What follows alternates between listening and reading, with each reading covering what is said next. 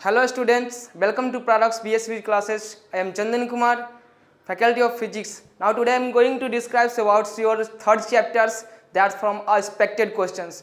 तो चलिए देखते हैं यहाँ पे हम लोग कि आप लोग का ये तीसरा चैप्टर्स जो मानव नेत्र से संबंधित है और उसमें हम लोगों को एक्सपेक्टेड क्वेश्चन लेके आए। एक्सपेक्टेड क्वेश्चन और मैंने प्रीवियस जो है जितना भी आया था एग्जाम में प्रीवियस ईयर का क्वेश्चन करवा दिया है। यहाँ पे हम लोग डीपली वर्णन करने वाले हैं एक्सपेक्टेड क्वेश्चन के बारे में। तो सबसे पहला चीज़ जो प्रीवियस और एक्सपेक्टेड अगर आप अच्छी तरह से कर लेते हैं तो एग्जाम में आप बेहतर होने वाला है। तो चलिए मेरे साथ जुड़े रहिए और देखते हैं फर्स्ट क्वेश्चन। हम लोग का ये फर्स्ट क्वेश्चन क्या है, यहाँ पे फर्स्ट क्वेश्चन की तरफ चलते हैं। फर्स्ट क्वेश्चन बोल रहा है कि एक स्वस्थ मानव का दृष्टिपरास कितना होता है। दृष्टिपरास करने का मतलब यहाँ पे हम बोल रहे हैं रेंज के बारे में। ये हमारा प्रास है, प्रास यहाँ पे रेंज के बारे में बोल रहा है कि रेंज है यहाँ पे क्या। आपने बोला होगा ना कि आप तुम्हारा जो है रेंज कितना है, रेंज बताओ। तो यहाँ पे रेंज बताते इसका मतलब वो प्रास पूछ रहा है और यहाँ दृष्टि की प्रास पूछ रहा है हम लोग का कि दृष्टि का प्रास कितना होता है। अगर स्वस्थ आंख के बारे में बताया जाए तो स्वस्थ आंख जो होता है हम लोग का वो दूर की वस्तु को देखता है और निकट की वस्तु दोनों वस्तु को देखता है। अर्थात दूर स्थित वस्तु जो यहाँ से हम देखें सूर्य और चंद्रमा को वो भी दिखाई देगा और अगर निकट की वस्तु को देखें तो वो भी दिखाई देता है। इसका मतलब ये हुआ कि हम लोगों को दूर की वस्तु और निकट की वस्तु दोनों दिखाई देती है। अगर ये हमारा प्रास निकालने के लिए कहा जाए तो हमारा मैक्सिमम और मिनिमम दोनों का अंतर होता है। अर्थात दृष्टि प्रास यहाँ से आता है कि दृष्टि प्रास जो होगा, दृष्टि प्रास वो इक्वल हम लोग का होगा दूर बिंदु और माइनस में निकट बिंदु। अगर यहाँ पे कहा जाए कि हम लोग को दूर बिंदु और निकट बिंदु आती है तो अगर आपसे पूछे कि बताइए स्वस्थ मानव है उसका दूर बिंदु कहाँ तक होगा, अर्थात वो कहाँ से कहाँ तक की वस्तु को देख सकता है। तो सर मानव जिसका आंख स्वस्थ है वो तो क्या कर सकता है, सूर्य को भी देख सकता है, तारा को भी देख सकता है, चंद्रमा को भी देख सकता है। इसका मतलब ये हुआ कि ये हमसे क्या है, अनंत दूरी पे है। तो जब अनंत दूरी की बात आती है तो दूरबिंदु क्या हो जाता है, अनंत हो जाता है। और जब दूरबिंदु अनंत हो जाएगा और निकट बिंदु, तो निकट बिंदु के बारे में कहा जाए तो आंख का जो निकट बिंदु होता है अर्थात अच्छा तरह से जो प्रतिबिंब दिखाई देगा वो आंख के लिए 25 सेंटीमीटर दूरी रखा गया है। अर्थात निकट बिंदु आंख के लिए कितना होता है, 25 सेंटीमीटर होता है। अगर हम ये बताएं आप लोगों को कि अनंत में से 25 सेंटीमीटर को हटा लीजिए, अर्थात ये बड़ा समुंदर है, उस बड़ा समुंदर में से आप एक लोटा या एक बाल्टी पानी निकाल लीजिए तो क्या उसमें कुछ अंतर पड़ने वाला है। तो जवाब आ गया नहीं सर, वो तो समुद्र का समुद्र ही रहेगा। इसका मतलब ये हुआ कि हमारा मान जो है अनंत आ रहा है, उसमें से क्या 25 सेंटीमीटर घटा लेंगे तो क्या उसका मान चेंज होगा, नहीं सर अनंत ही आएगा। इसका मतलब ये हुआ कि हम लोगों को यहाँ दृष्टिपरास पूछ रहा है, वो भी स्वस्थ मानव को पूछ रहा है जिसका आंख में कोई खराबी नहीं हो। तो जब स्वस्थ मानव के बारे में पूछेगा दृष्टिपरास कितना होगा तो हम लोगों को यह दृष्टिपरास उसका कितना होता है, तो अनंत होता है। ऑप्शन वाइज यहाँ पे देख रहे हैं 25 सेंटीमीटर भी उन्होंने बताया कि इसका निकट बिंदु होगा, तो ये नहीं हो सकता है। शून्य तो कभी इसका होगा नहीं क्योंकि ये माइनस करके अभी बताएं कि दृष्टिपरास जो होता है वो हमारा मैक्सिमम कहने का मतलब दूर बिंदु और मिनिमम कहने का मतलब निकट बिंदु। तो चलते हैं, ये भी हमारा शून्य नहीं होगा। हम लोगों का ऑप्शन जो आता है अभी बताएं कि इसका कितना आता है, अनंत आता है। तो ऑप्शन जो हमारा जाएगा वो सी जाएगा। क्लियर हो गया होगा। चलते हैं अगला क्वेश्चन की तरफ। अगला क्वेश्चन इसमें क्या कहता है, अगला क्वेश्चन बोल रहा है कि पुतली के साइज को कौन नियंत्रित करता है। पुतली को साइज को कौन नियंत्रित करता है, पुतली क्या होगा और इसके बारे में हम लोग समझेंगे। तो चलते हैं पुतली क्या है उसके बारे में। सबसे पहला चीज देख रहे हैं यहाँ पे, ये हमारा एक सर्कल है, देखिए जादू, ये है हमारा डिजिटल बोर्ड, ठीक ना। ये बढ़िया चीज को क्या करता है, इस तरह से बनाता है। ये हम गोलक बना दिए, अर्थात जो नेत्र होता है हम लोग का, वो नेत्र कैसा होता है, गोल होता है, अर्थात नेत्र गोलक है। तो जब नेत्र गोलक की बात किया जाए तो इसमें जो सबसे बाहर का जो चिन्ह होता है इस तरह से ऐसे आता है। ये हमारा इस तरह से नेत्र गोलक बना रहे थे, हमारा गोलक भाग, गोल का कहने का मतलब गोल वाला भाग हो गया। और ये जो हमारा आ रहा है ये बना रहा है उसका अगला, जिसको हम लोग बोलते हैं कि सबसे अगला जो भाग होता है ये हमारा क्या होता है, कॉर्निया होता है। नेत्र गोलक का अगला भाग हम लोग का क्या होता है, कॉर्निया होता है।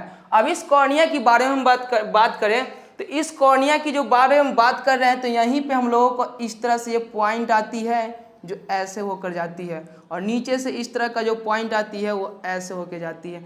और दोनों के बीच जो होता है हम लोगों को, दोनों के बीच जो होता है झिल्ली नुमा इस तरह का संरचना होता है जिसको सिलियरी मांसपेशियां हम लोग कहते हैं। ये हमारा यहाँ पे ऐसे होता है संरचना, और दोनों का दोनों जो होता है हम लोगों को ये दिखाई दे रहा होगा आप लोगों को। यहाँ से हमने बताया कि ये जो हम लोग का बिंदु है ये बनाए यहाँ पे कि ये हमारा जो है एक गोला भाग है, ये जो है हमारा नेत्र गोलक का गोला भाग है, और इस तरह से ये सिलियरी मांसपेशियां है। और जब सिलियरी मांसपेशियां की बात किया जाए तो दोनों के बीच जो हम लोग का प्रयोग होने वाला है वो लेंस प्रयोग करते हैं, और ये लेंस यहाँ पे इस तरह से रहता है, ऐसे उत्तल लेंस।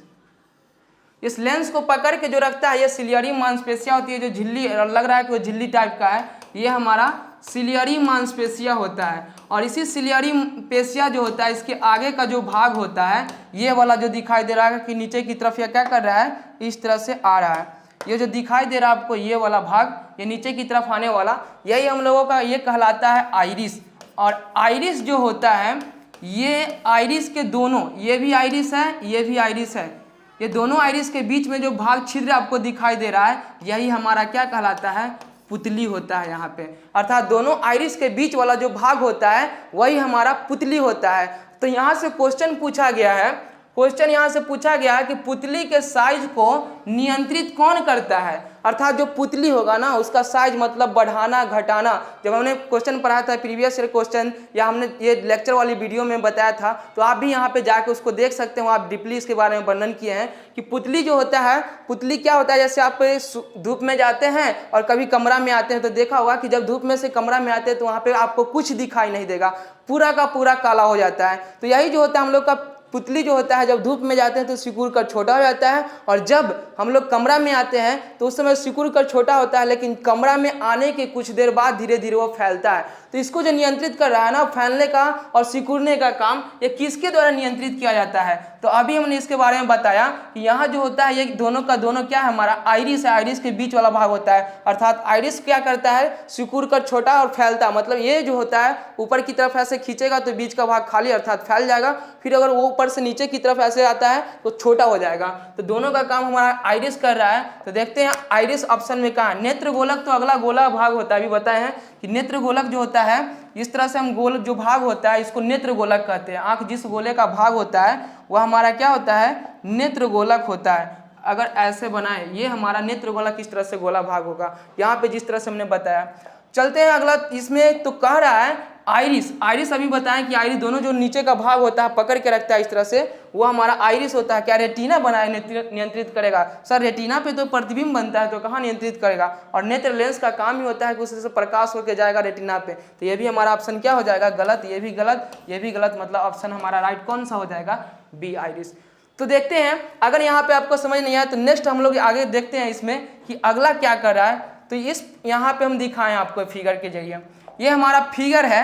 इस फिगर में आपको दिखाई दे रहा होगा कि ये हमारा आँख है, नेत्र है, ये हमारा आँख है। और इस आँख में आपको दिखाई दे रहा होगा कि जो बाहरी भाग होता है, सबसे ऊपर का जो भाग जिसको हम लोग श्वेत पटल कहते हैं, अगर कॉर्निया बना दिया जाए तो कॉर्निया के ऊपर जो भाग होता है श्वेत पटल होता है, स्क्लेरोटिक जिसको कहते हैं। और इस स्क्लेरोटिक जो होता है हम लोग का, इसमें बता रहे हैं कि यहाँ जो भाग होता है यही को इसमें दिखाया गया है। यहाँ पे इसी चीज़ को जो आँख है हमारा वह नीचे की तरफ दिखाया गया है। इसमें ये बिंदु आप देख सकते हैं कि हमारा जो होता है विट्रस ह्यूमर, ये दिखाया है कि हम लोग का जो रेटिना होता है और ये नेत्र लेंस दोनों के बीच का जो द्रव होता है इसको बोला जाता है कचाव द्रव।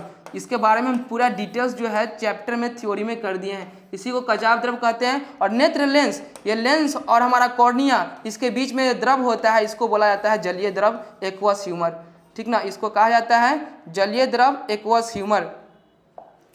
तो यहाँ पे हम लोग चलते हैं, जलीय द्रव है, एक्वस ह्यूमर का काम करता है। हमें यहाँ क्या पूछा गया, तो सर आपने बताया था कि आइरिस के बारे में, अर्थात पुतली को कौन क्या करता है, नियंत्रित करता है। तो ये जो भाग आपको दिख रहा है, इसी चीज़ को हम इस फिगर में यहाँ पे दिखाएंगे बड़ा करके। ये जो भाग दिख रहा है ना, जैसे ये हमारा क्या है, नेत्र लेंस है, ये दोनों को पकड़ के जो रखा हुआ आगे की तरफ अभी बनाया था हमने कि झुका हुआ भाग होता है, ये वाला भाग और ये वाला भाग दोनों तरफ से झुका होता है, बीच का भाग खाली होता है।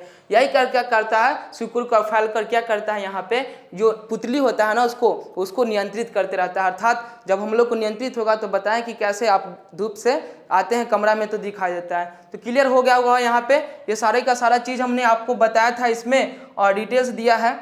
चलते हैं हम इसमें कि, और अगर आपको जो है ये नहीं समझ में आता, पीछे वाले बताया इसमें नहीं बताया। यहाँ पे जो है ये देख सकते हैं कि ये जो भाग हम लोग का है, ये जो मांस इस तरह से आता है। हमने बताया कि जो झिल्ली नुमा, यहाँ पे देख सकते हैं ये जो झिल्ली आपको दिखाई दे रहा होगा, यहाँ पे ये जो झिल्ली दिखाई दे रहा है वो नेत्र लेंस को क्या करता है, ये हमारा नेत्र लेंस है। ये नेत्र लेंस है, अर्थात ये लेंस है, इसको ये पकड़ के इस तरह से लटका कर रखता है। जो लटका कर रखता है उसको सिलियरी पेशिया कहते हैं। तो ये जो लटका लग रहा है कि झिल्ली झिल्ली नुमा के आकार का है, ये लटका के रख रहा है। यहाँ पे ये दिखाई देता होगा, यहाँ पे हम ये दिखाई आपको देता होगा कि ये झिल्ली नुमा इस तरह से एक लाइन खींचा गया है। यही झिल्ली जो अभी हमने बताया था पीछे, ये नेत्र को पकड़ के रखता है। लेकिन आगे की तरफ ये जो आया है, यहाँ पे जो आया है आगे की तरफ, ये जो आपको दिखाई दे रहा होगा, यही हमारा क्या होता है, यही हमारा जो होता है आइरिस होता है।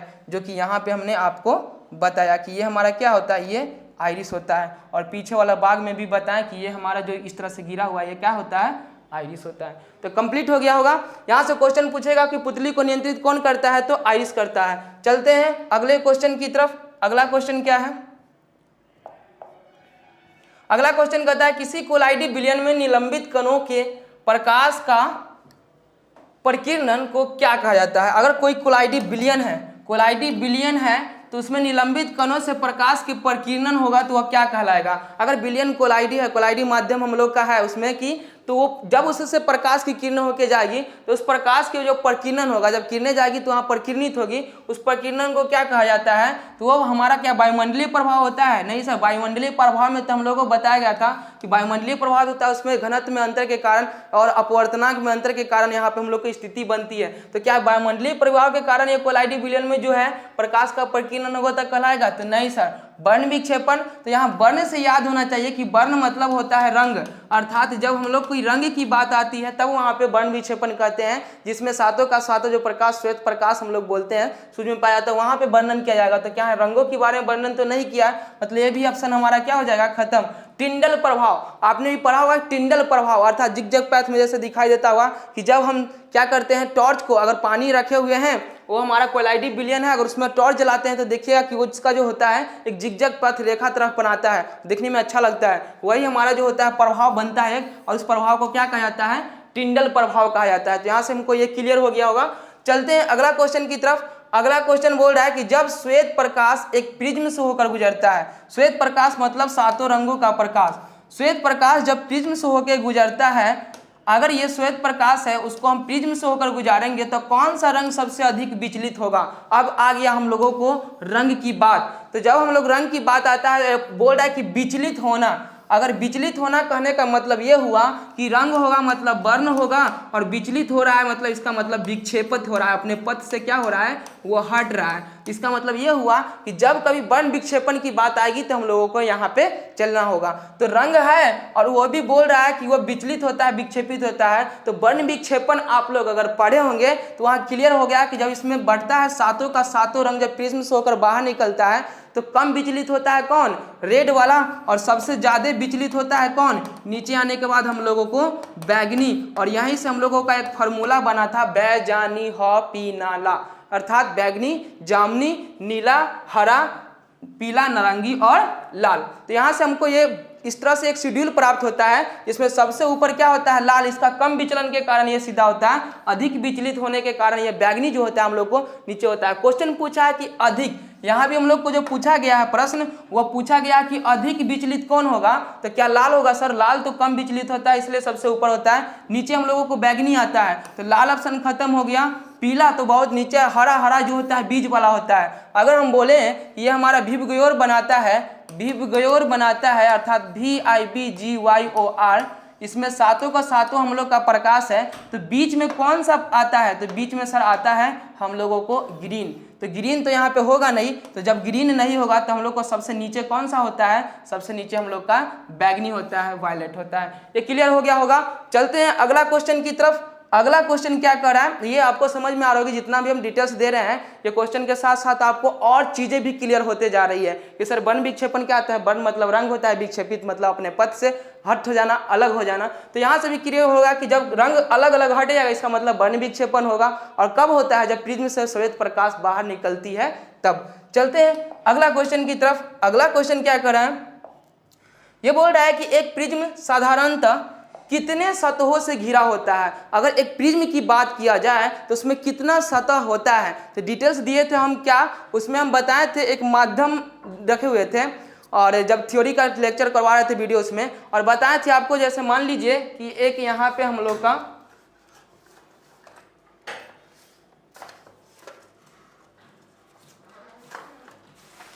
यहाँ से मान लीजिए कि ये हमारा क्या है, ये एक कॉपी है। इस कॉपी के जरिए हम बताएंगे, जैसे ये जब प्रिज्म बनाता है तो ये प्रिज्म इस तरह से रहता है, ऐसे ये वाला भाग हमारा इस तरह से रहता है, जिसमें ये आप देख सकते हैं ये जब प्रिज्म बनाएगा इस तरह से बनेगा, तो ये इधर का भाग आपको दिखाई दे रहा होगा कि ये सर आयताकार है, इसका चौड़ाई इतना है और लंबाई इतना है, मतलब ये आयताकार है। और इधर का भी भाग देख रहा होगा, आप लोग को दिखाई दे रहा होगा कि ये भी आयताकार है। और नीचे जो बेस बना रहा है ना, बेस, ये जो बेस हम लोग का ऐसे इस तरह से बन रहा है, यहाँ पे ऐसे, फिर ऐसे ऐसे, इसका मतलब ये भी आयताकार है। लेकिन सामने वाला भाग आपको दिखाई दे रहा होगा, ये इस तरह से है, इस तरह से और नीचे से है, अर्थात जो सामने का भाग आपको दिखाई दे रहा होगा ऐसे होगा ये, ठीक ना। और बाकी जो भाग हम लोग को दिखाई दे रहा है वह इस तरह से आयताकार, दोनों भाग ये हमारा आयताकार होता है, नीचे का जो बेस होता है आयताकार होता है, और इधर का भाग ये हमारा त्रिभुजाकार होता है, और इधर वाला भाग ये भी हमारा त्रिभुजाकार होता है। तो सर त्रिभुजाकार जो हुआ वो 2 हुआ, और आयताकार जो हुआ हमारा 3 हो गया। तो टोटल हमारा 3 और 2 मिलकर कितना बनाता है सतह, तो पता चला कि सर यहाँ पे 3 और 2 मिलकर टोटल जो प्रिज्म में सतह बनती है वह हमारा 5 होता है। क्या 2 होगा, 4 होगा, आंसर क्या होगा 5 सतह होती है, लेकिन उसमें 3 जो होता है हम लोगों को आयताकार सतह होती है और 2 होती है हमारा त्रिभुजाकार। तो यहाँ से 3 क्वेश्चन निकला। पहला कि अगर पूछेगा कि प्रिज्म साधारणतः कितना सतह से मिलकर बना होता है, तो जवाब आनी चाहिए 5। अगर पूछेगा कि प्रिज्म में जो होता है आयताकार सतह की संख्या कितनी होती है, तो जवाब आ जाएगा 3। अगर पूछेगा कि प्रिज्म में जो होता है हम लोगों को ये त्रिभुजाकार सतह की संख्या कितनी होती है, तो जवाब आ जाएगा 2। अर्थात आपको ये तीनों का तीनों क्वेश्चन क्लियर हो गया।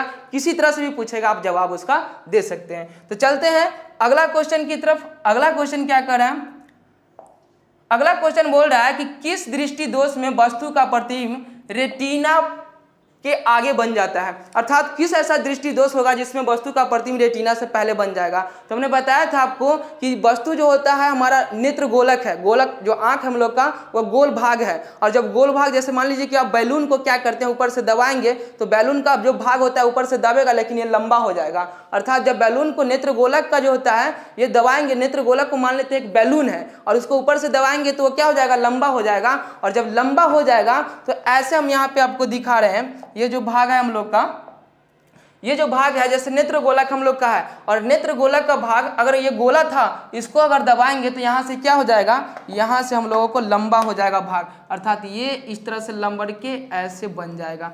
और जब ऐसे बनेगा तो पहले हम लोगों को यहाँ पे था फोकस, यहाँ पे था ना, लेकिन जैसे दोष उत्पन्न हुआ तो नेत्र गोलक की जैसे ही लंबाई बढ़ जाएगी तो हम लोग का रेटिना यहाँ पे होगा, और रेटिना जब यहाँ पे हो जाएगा तो क्या होती है, इसी पर हम लोगों को फोकस जो होती है, फोकस इसी को बोलते हैं। प्रतिबिंब जो बनता है कहाँ पे बनता है, रेटिना पे बनता है, उसी जगह पे फोकस होता है। अगर कोई वस्तु हम लोग को यहाँ पे बन रहा है, फोकस पे बन रहा है, मतलब यहाँ जो होगा हम लोगों को किरणें कहाँ से आएगी, तो अनंत से, और जब अनंत से किरणें आती है तब तो उसका प्रतिबिंब रेटिना पे बनता है। आपने पढ़ा होगा पीछे जब बनाया होगा आप क्या, इमेज, आपने जब इमेज बनाया होगा तब पढ़े होंगे कि जब कोई वस्तु अनंत से आती है तो कहाँ पे करती है, फोकस पे, तो अनंत से आने वाली किरणें कहाँ पे कटेगी, फोकस पे, और जहाँ कटती है वहीं तो हम लोग का प्रतिबिंब बनता है, अर्थात रेटिना पे प्रतिबिंब बन रहा है, मतलब रेटिना पे फोकस होगा।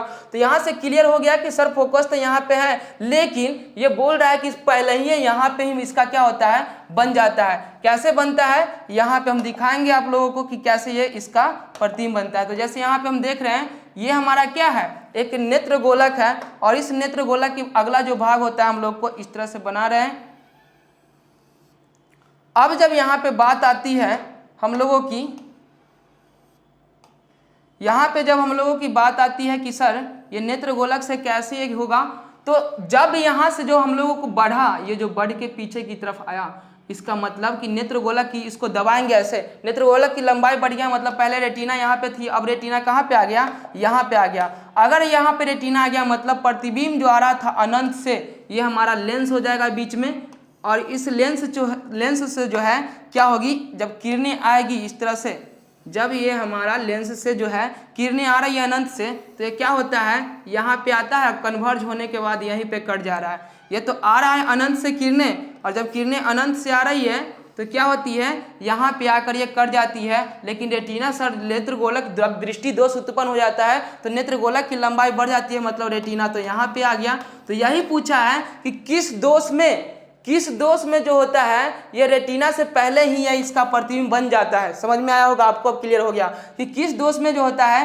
ये रेटिना से पहले ही किसी वस्तु का प्रतिबिंब बन जाता है। तो सर जब अनंत से आ रही है किरणें तो वो पहले ही कट जा रही है, और जब पहले कट जा रही तो अनंत से आने वाली प्रकाश की किरणें रेटिना पे नहीं बन पाती है, और जब अनंत से आने वाली किरणें को जो होता है प्रकाश जो होता है वो रेटिना पे नहीं बन पाता है वस्तु का, तो हमारा कौन सा दोष होता है, तो दूर स्थित वस्तु का प्रतिबिंब नहीं देख रहा है, मतलब किस दोष में, निकट दृष्टि दोष। आपको अब क्लियर हो गया यहाँ पर कि हम बताए थे कि निकट दृष्टि दोष है, मतलब कहाँ की वस्तु दिखाई नहीं देगा, तो जवाब आता है सर ये जो दिखाई नहीं देगा ये दूर की वस्तु दिखाई नहीं देता है, क्योंकि दूर का जो प्रतिबिंब होता है, दूर की वस्तु का प्रतिबिंब वो रेटिना पे नहीं बन पाता है, पहले ही बन पाता है। हम बताए थे निकट दृष्टि दोष से याद होना चाहिए कि निकट दृष्टि अर्थात लगेगा कि जो दृष्टि दोष है ना वो निकट में है। निकट दृष्टि दोष लग रहा है कि जो दोष है निकट में है, लेकिन वस्तु दिखाई नहीं देता है, कहाँ का, दूर का। जैसे आप डॉक्टर के पास जाते हैं, बोलते हैं डॉक्टर साहब हमें पेट दर्द की दवाई दीजिए, लेकिन डॉक्टर साहब क्या करते हैं, वो पेट दर्द ठीक होने वाले दवाई देते हैं।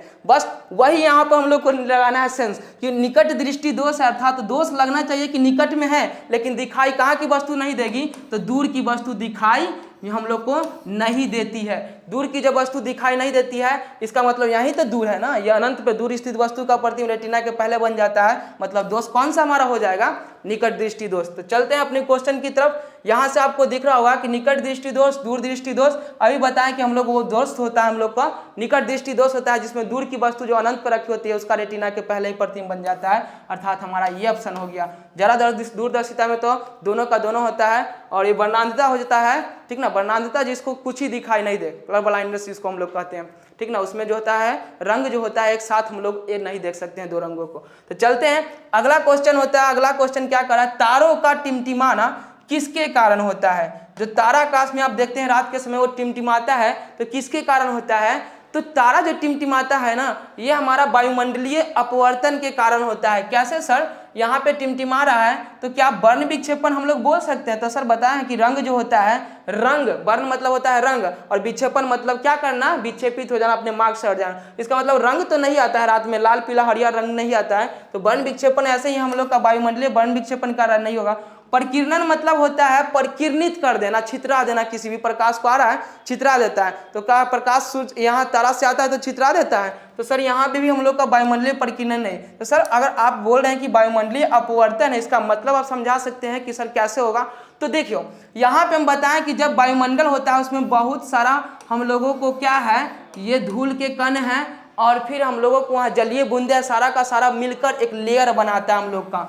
जब लेयर बनाएगा ना, जब ये लेयर बनाएगा तो कहीं पर इसका घनत्व जो होगा अधिक होगा, कहीं पे घनत्व कम होगा। यही कारण है कि जब प्रकाश जो होता है हम लोग को अंतरिक्ष से आती है तो जैसे ही वायुमंडल में प्रवेश करता है तो घनत्व में अंतर के कारण और अपवर्तनांक में अंतर के कारण यह क्या होता है, यहाँ से अपना पथ मोड़ना शुरू कर देता है। जब यह आएगा तो बताएं कि जब माध्यम दो चेंज होती है, यहाँ से आया तो क्या होता है कि ये हमारा जब अभिलंब बनेगा, जब यह हमारा अभिलंब बनेगा तो अभिलंब से क्या होती है, अभिलंब से मुड़ जाती है, अभिलंब से ये दूर भागती नहीं है, अभिलंब की ओर मुड़ जाती है। यहाँ मुड़ के आएगा, फिर ये हमारा दूसरा इस तरह से वहाँ पे घनत्व जो होगा चेंज हो जाएगा। जब घनत्व चेंज होगा तो यहाँ भी ये क्या करेगा, अभिलंब की तरफ मुड़ेगा, और फिर जब यहाँ पे अभिलंब जो हम लोग को यहाँ से फिर आएगा, इस तरह से हम ये अभिलंब खींचते हैं तो फिर ये क्या करेगा, एक माध्यम से दूसरे माध्यम, यहाँ भी घनत्व में क्या हो गया, चेंजिंग हो गया, तो यहाँ भी क्या करेगा, सीधे नहीं निकल के यहाँ भी ये क्या करेगा, इस तरह से मुड़ जाता है अभिलंब। तो देखिए ये जो प्रकाश की किरणें आने वाली थी, अगर ये नहीं मुड़ती तो ये हम लोग को दिखाई देता है यहाँ पे, लेकिन इस तरह से मुड़ कर पहले यहाँ दिखाई दिया, फिर यहाँ दिखाई दिया, और लास्ट में फिर हम लोगों को नीचे इस तरह से यहाँ पे दिखाई देता है। इसका मतलब ये हुआ कि लगता है ये आया इस तरह से, आया इस तरह से, और आया इस तरह से, मतलब टिमाटे दिखाई देता है, आया बुझता है, आया बुझता है। तो किसके कारण हुआ, तो सर घनत्व के कारण होता है कि वायुमंडल जो होता है, जैसे हम लोग का मध्य भाग में आता है ना, अंतरिक्ष से आया तो अंतरिक्ष में तो कोई वायुमंडल नहीं, कोई दिक्कत नहीं है, लेकिन जैसे हम लोग को वायुमंडल में आता है वहाँ पे हम लोगों का जो होता है घनत्व में अंतर के कारण वहाँ पे क्या होती है, इस तरह के जो बना है कि हम लोग पढ़े थे कि अपवर्तन में क्या पढ़े कि जब माध्यम चेंज होती है तो घनत्व में अंतर के कारण क्या होता है कि सघन माध्यम से जैसे ही विरल माध्यम में जाएगा तो क्या होती है, अविलंब से दूर भागती है, लेकिन विरल माध्यम से सघन में आती है, अर्थात विरल माध्यम हवा हो गया, सघन माध्यम जल हो गया, तो अविलंब की ओर क्या होती है, मुड़ जाती है। तो हम लोग को निर्वात था, वहां पे कोई हवा नहीं था, तो क्या था, विरल माध्यम, लेकिन जैसे ही हमारे अंदर आया तो वायुमंडल में, तो वहां पे बहुत सारा धूल के कण है, जलीय हमारा वहां पे जल के जो छोटे छोटे बूंदे हैं वायुमंडल में, फिर बहुत सारा गैस है, तो वहां तो माध्यम हो गया ना सर। जब माध्यम हो जाएगा तो हम लोग का अपवर्तन चालू हो जाएगा और इसी वजह से ये टिमटिमाते हुए नजर आता है। तो क्या हुआ, वायुमंडलीय अपवर्तन हो जाएगा हम लोग का आंसर। अगला चलते हैं, निकट दृष्टि दोष को सामान्यतः किस लेंस से दूर किया जाता है? निकट दृष्टि दोष को सामान्यतः किस लेंस से दूर किया जाता है? तो हमने अभी पढ़ा था निकट दृष्टि दोष, और निकट दृष्टि दोष में होता है कि दूर की वस्तु दिखाई नहीं देती है। इसका मतलब ये हुआ यहाँ पे कि जब दूर की वस्तु दिखाई नहीं देती है तो इसका प्रतिबिंब हम लोग को रेटिना यहाँ पे हम लोग को बनाना है, और जब रेटिना यहाँ पे हम लोग को जो बनाना है, इसका मतलब ये हुआ कि इसके पहले कुछ ऐसा चीज लगाना होगा, ऐसा व्यक्ति को खड़ा करना होगा जो उसको पीट पीट कर दूर भेजे, अर्थात जब पीट पीट कर दूर भेजेगा तब ना यहाँ पे कन्वर्ट करके वहाँ पे आएगा। इसका मतलब यह हुआ कि इसके आगे हम लोग जो है ये लगा देते हैं अवतल लेंस। अवतल लेंस की दूर कौन भेजता है? दूर भेजने का काम हम लोगों को किया जाता है किसके द्वारा? तो ये हमारा जो होता है अवतल लेंस के द्वारा, क्योंकि अवतल लेंस का जो होता है ये बोला जाता है अपसारी लेंस है। तो चलते हैं, यहाँ पे हम देख रहे हैं कि जब इससे प्रकाश की किरणें होकर इस तरह से जाएगी तो ये इस तरह से भेजेगी यहाँ पे इस बिंदु पे, और फिर यहाँ से प्रकाश की किरणें इसके आएगी तो यहाँ से फिर क्या होती है, ये बिंदु यहाँ पे भेजेगी, यहाँ पे भेजेगी, अर्थात जब यहाँ पे भेजेगी तो इसको अब कन्वर्ज करने में लेंस को क्या करना होगा, इस तरह से ऐसे और इस तरह से ऐसे, यहाँ से, अर्थात जब आया इससे, जब अवतल लेंस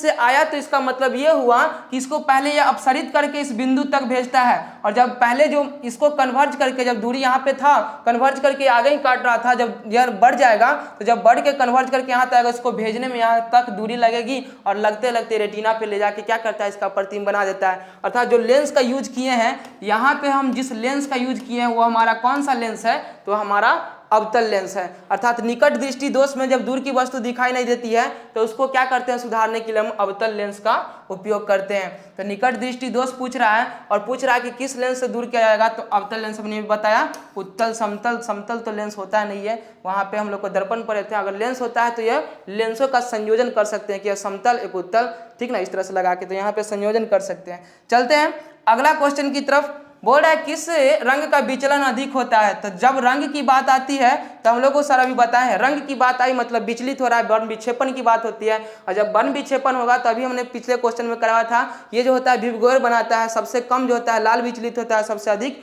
नीचे हम लोग का आता है बैगनी। तो यहाँ पे हमारा लाल जो होगा ये नहीं होगा, नीला नहीं होगा, हरा बताएं कि बीच का जो भाग होता है विभगोर का, ठीक ना। आंसर हम लोग का क्या होगा, सबसे अधिक के बोल रहा है कि सबसे अधिक विचलित होने वाला कौन होता है, बैगनी, और सबसे कम विचलित होने वाला कौन होता है, तो लाल, ठीक ना। सबसे कम लाल विचलित होता है, सबसे अधिक बैगनी। क्यों सर ऐसा क्यों होता है? क्योंकि लाल का जो तरंग दैर्ध्य होता है ना वो सबसे अधिक होगा।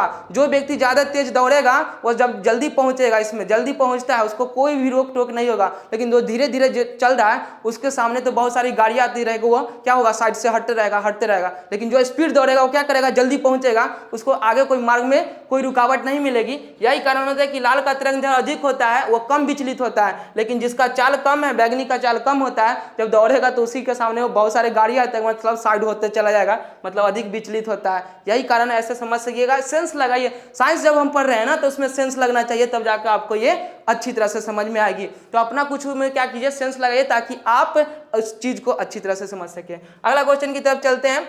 मानव नेत्र किस लेंस का भांति काम करता है? अगर हम नेत्र बना रहे हैं, अगर हम लोग नेत्र की बात बोल रहे हैं, ये हमारा नेत्र है, इसमें हम इसके बारे में बताए हैं, तो ये किस लेंस की, जो आंख में हम लोग का लेंस होता है, सर ये कौन सा लेंस है, तो ये हमारा जो लेंस है वो कौन सा लेंस होता है, ये जो लेंस होता है वो हम लोग का कौन सा लेंस होता है, तो आता है हम लोग का उत्तल लेंस। अर्थात मानव की आंख में, आपकी जो आंख में लेंस की काम करती है, आपकी जो आंख, वो उस लेंस जो होता है, उस कौन सा लेंस होता है हम लोग का, तो वो हमारा सर लेंस जो होता है वो हमारा उत्तल लेंस होता है। तो यहाँ पे जो हम लोग का आएगा उत्तल लेंस, ये राइट हो जाएगा। क्या अवतल आएगा? नहीं सर, अवतल नहीं होगा। हमारा दर्पण ये दे रहा है तो उत्तल दर्पण, क्या लेंस जो होता है दर्पण की भांति काम करेगा। यहाँ से फिर हम लोग को ये भी होता है, इनमें से कोई नहीं तो कट जाएगा। ऑप्शन को एलिमिनेट करना सीखिए आप लोग, और एग्जाम में आप ये ध्यान रखिए कि हम लोग को चारों का चारों ऑप्शन को टच करके चलना है, ताकि बीच में कहीं भी अगर सेकेंड नंबर और थर्ड नंबर ऑप्शन मिल जाए तो आप अगर ऊपर वाला सही है टिक करके निकल जाएगा तो आंसर गलत हो जाएगा। तो ये भी ध्यान में रखिएगा।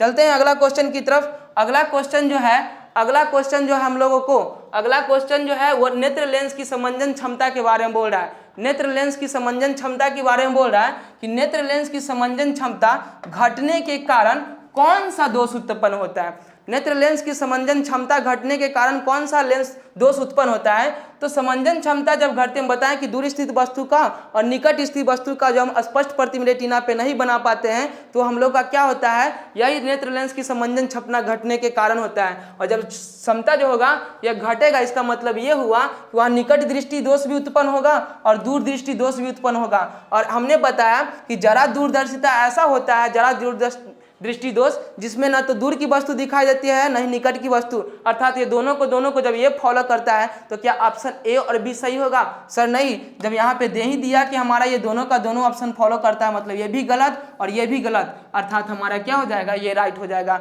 अर्थात इस दृष्टि दोष में जरा दूरदर्शिता में ना तो निकट की वस्तु को हम लोग देख पाते हैं और न ही दूर स्थित, अर्थात ये फॉलो कर रहा है कि दूर स्थित वस्तु का निकट स्थित वस्तु का जब दोनों का प्रति नहीं बनाता है तो समंजन क्षमता घटने के कारण तो वही है कि हम लोग को सही से इसका किसी का ना दूर की ना निकट की वस्तु का प्रतिबिंब बनाता है। चलते हैं अगला क्वेश्चन, ये हमारा राइट आंसर कौन सा हो जाएगा, सी। अगला क्वेश्चन बोल रहा है कि एक व्यक्ति के चश्मे में लगे लेंस की क्षमता 2 डायोप्टर है।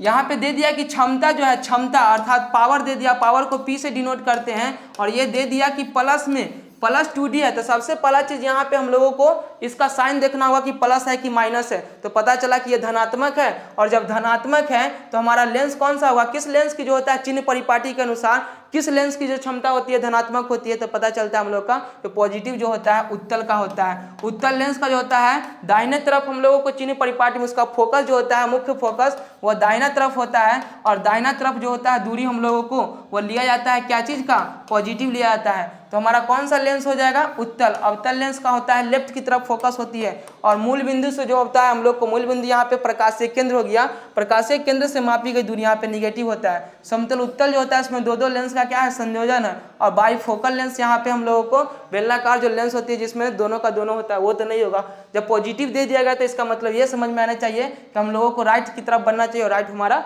उत्तल लेंस है। अगला क्वेश्चन की तरफ चलते हैं। अगला क्वेश्चन है चंद्रमा पर खड़े यात्री का आकाश कैसा दिखता है। तो हम बताएं कि यहाँ पे जो होगा आकाश, अगर कोई व्यक्ति चंद्रमा पे है तो वहाँ पे कोई वायुमंडल नहीं होता है, और जब कोई वायुमंडल चंद्रमा पे नहीं होगा इसका मतलब क्या, वह प्रकाश को क्या करेगा, कभी हम लोग को परावर्तित करेगा, जब प्रकाश को परावर्तित करेगा नहीं उसको परिकिरणित करेगा तो कोई प्रकाश हमारे जो होता है यहाँ पे आंख तक नहीं आ पाएगा, जिस वजह से वो कैसा दिखेगा, वो जो हम लोग का आकाश वो दिखेगा कि काला। अर्थात किसी वस्तु को जब कोई रंग जो होता है, जब कोई हम लोगों को परावर्तित नहीं कर पाता है किसी रंग को, तो वस्तु कैसा दिखता है, काला। इसीलिए जब अंतरिक्ष यात्री चंद्रमा पे रहेगा तो उसको आकाश कैसा दिखेगा, काला दिखेगा। लाल नीला जो होता है, नीला हम लोग को यहाँ से देखने, जब पृथ्वी पर से देखते हैं तो वहाँ पे हमारा वायुमंडल है, वायुमंडल में जो प्रक्रिया होती है वहाँ दिखता है, उजला नहीं होगा, आंसर क्या हो जाएगा, काला हो जाएगा। अगला क्वेश्चन है सूरज उगते समय तथा डूबते समय लाल किस कारण दिखाई देता है। कि अगर सूरज उग रहा है तो उगते समय आपने देखा होगा कि वो रेड दिखाई देता है, और डूबते समय भी हम लोगों को कैसा दिखता है, रेड दिखाई देता है। क्यों, उस समय जो सूर्य होता है ना हम लोगों को इस तरह से क्षैतिज, पृथ्वी के क्षैतिज रेखा में होता है, और जब क्षैतिज रेखा में होता है तो हमारी यहाँ तक आने में वो अधिक दूरी तय करना पड़ता है, और जब अधिक दूरी तय करना पड़ता है तो हम बताए थे कि जिसका चाल ज़्यादा होगा सबसे पहले वो हमारे पास पहुँचेगा।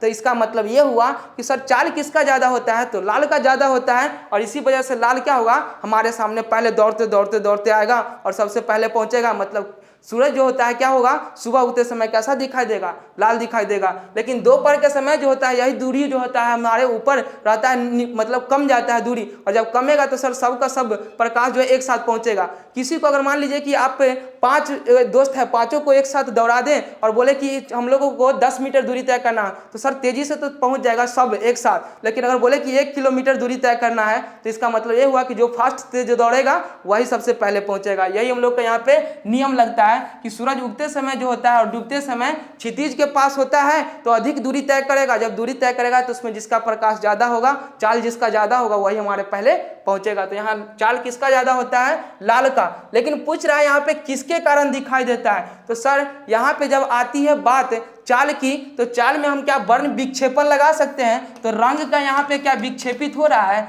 क्या रंग जो है अपने पथ से विचलित हो रहा है? नहीं सर, यहाँ तो जब हम लोग बोल रहे हैं तो ये दूरी की बात बोल रही है, चाल की, जिसका चाल ज्यादा होगा। मतलब जो फैलाता है प्रकाश, जो फैलाता है, जब प्रकाश फैलाएगा तो कौन सबसे पहले पहुंचेगा? तो पता चलता है वायुमंडलीय अपवर्तन तो नहीं होगा। वर्ण विक्षेपण की बात हम बताया कि विक्षेपित होता है, अलग अलग हटता है। लेकिन यह मार्ग हम लोगों को ये बता रहा है कि कौन सबसे पहले पहुंचेगा। लाल दिखाई दे रहा है, इसका मतलब कौन? तो प्रकाश का प्रकीर्णन, अर्थात जब रंग जो होता है प्रकीर्णित होगा ना, जब प्रकाश जो हम लोग को प्रकीर्णित होगा तो प्रकीर्णन के बाद जो होता है रंग, जिस रंग का चाल सबसे अधिक होगा वह हम लोग को क्या करेगा? सबसे पहले दिखाई देगा। और इसमें एक एग्जाम्पल ये नहीं है, ये एग्जाम्पल हम लोग को ट्रेन में ही आता है कि आपने सिग्नल देखा हुआ, सिग्नल का भी रंग कैसा होता है? लाल होता है। अगला क्वेश्चन की तरफ चलते हैं। अगला क्वेश्चन बोल रहा है कि मानव नेत्र वस्तु का कैसा प्रतिबिंब बनाता है? तो हमारा आंख है, और आंख बताए हैं कि आंख में जो होता है उत्तल लेंस होता है, और उत्तल लेंस में दोनों प्रकार की वास्तविक और काल्पनिक दोनों प्रतिबिंब बनता है। तो आंख कैसा प्रतिबिंब हम लोग को बनाता है? भाष्य की वास्तविक। तो सर जब आंख में हम लोगों को किसी वस्तु का कोई प्रतिबिंब देखते हैं तो उसका वास्तविक प्रतिबिंब न देखते हैं। और ये पर्दा हम लोग का जो होता है ना, पर्दा का काम कौन करता है? तो मस्तिष्क करता है हम लोग को। क्यों? क्योंकि जब आंख के रेटिना पे प्रतिबिंब बनता है तो आंख के रेटिना जो होता है उसके बाद जो नीचे नर्व होती है जिसको दृष्टि तंत्रिका कहते हैं, वो दृष्टि तंत्रिका क्या करता है? मस्तिष्क से जुड़ा होता है, और वो मस्तिष्क पर वस्तु का जो होता है हम लोग का प्रतिबिंब वहां पे ले जाके वो पर्दा का काम करता है, वहां पे बनाता है। तो किसी वस्तु को उल्टा रहता है तब तो उसका सीधा प्रतिबिंब बनता है ना मस्तिष्क पर। हमने बताया था कि फिगर आपने बताए थे जितना भी हम लोग को कि बताए थे उसमें कि किसी वस्तु को जब उल्टा बनेगा ना तो वो सीधा करके दिखाता है। अर्थात अगर हम लोग को काल्पनिक कहा जाता है, काल्पनिक प्रतिबिंब पहले से सीधा है तो उसको जब पर्दा पे प्राप्त करेंगे तो उल्टा हो जाएगा। मतलब यह हुआ कि काल्पनिक प्रतिबिंब हमारा ऑप्शन से ऐसे ही कट गया, तो इसको कुछ करने नहीं जाएंगे, कट जाएगा। अगर आ गया हम लोग का वास्तविक वाला बात, तो वास्तविक वाला बात आती है तुम्हें 2 ऑप्शन, इसको कैसे एलिमिनेट किया सर? तो इसको एलिमिनेट करने के लिए आप क्या कीजिए, सबसे पहला चीज देखिए कि वस्तु को हम लोग पहले उल्टा बनेगा, जब पर्दा पे जाएगा तो वो सीधा बनता है। इसका मतलब ये हुआ कि उल्टा वाला हम लोग को ये दोनों में मिल रहा है, तो यहाँ तक तो कंप्लीट है। अब हम लोगों को जो आंख के द्वारा जो बनता है, अर्थात जो आंख के द्वारा का बड़ा प्रतिबिंब बनेगा, नहीं सर, वहां पे जो प्रतिबिंब बनता है वो हमारा छोटा बनता है। और यही काम दृष्टि तंत्रिका क्या करता है? इस उल्टा और छोटा प्रतिबिंब को ले जाके हमारा मस्तिष्क पर सीधा करके और बड़ा करके दिखाता है। अर्थात आप जो वस्तु का देखते हैं प्रतिबिंब वह छोटा होता है, आंख में जो प्रतिबिंब आपका रेटिना पे बना रहा है वो छोटा होता है, लेकिन हमारा ये जाके दृष्टि तंत्रिका क्या करती है?